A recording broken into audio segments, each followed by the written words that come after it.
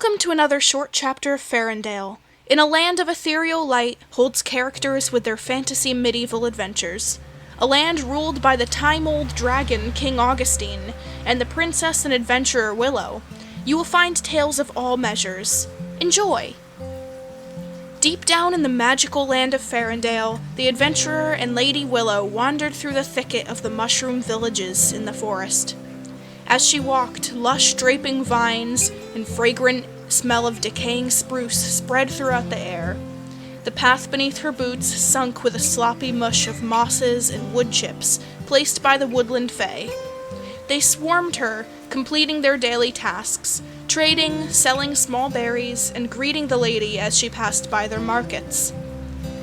The tiny mushroom homes glimmered with lights, tiny fireflies caught in jars and attached to sticks as streetlights lined the stumps, and winding pine roots on the trail. The sound of evergreens howling in the wind, distance off, was soothing to her feathery ears. Life was beautiful in the Fairy world.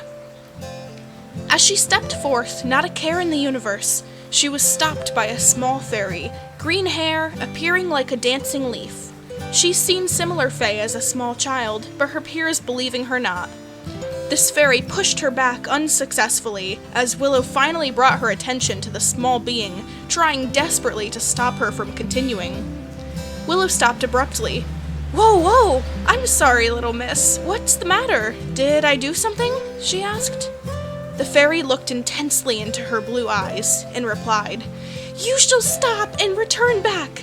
Our guards warn of giant felines coming from faraway lands. Ambassador of the Arthurflora cats is on his way, and does he look terrifying, my lady? We've had fairy casualties from cats before. She looked down and counted fingers. But mostly in desert lands. But still, no, don't go any further, milady. Miss Willow chuckled. It's okay, ma'am. Crucifer, the dandelion ambassador, is a bee type. He has come to speak with the local insects and introduce the kingdom north with a new variety of plant for the king. You know how King Augustine is allergic to pollen. The flowers coming from Ambassador Crucifer are specifically bred with a new adaptation of pollen for his castle gardens.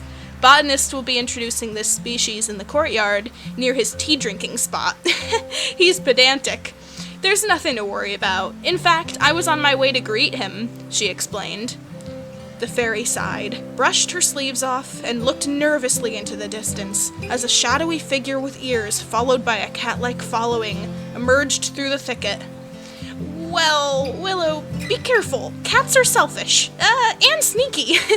On your way now, but we fairies will keep a special watch. Willow nodded her head thankfully and continued down the slushy pathway. Emerged Crucifer, the Arthurflorian guide of his trip of cats. His petals flattened with respect as he bowed his head low.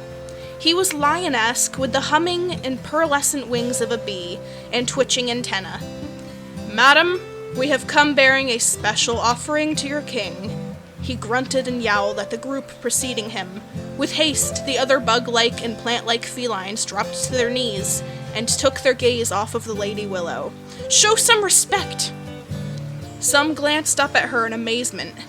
Crucifer stood up and offered a clawed paw to Willow whilst walking side by side back through the forest, him hushing the mass behind him with annoyed flicks of his tail. He spoke.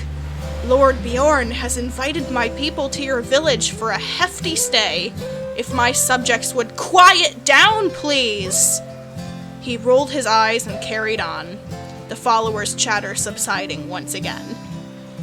One with a wagon carrying pots, flowers, vials, and potions dragged behind slower than the rest, supplying the goods for their trade.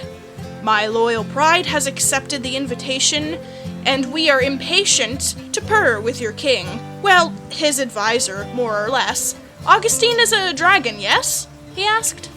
Willow affirmed, and offered up names of village folk she knew who would welcome the cats well, introducing Samuel, the Maine Coon bard, as possible likeness for their company. And Samuel was a great friend, and listed a few taverns which would serve them well. Hot fried salmon, cod, and perch dinners, and more to better suit the feline's visit.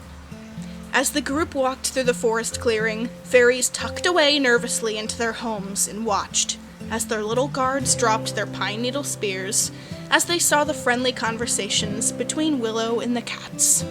The end.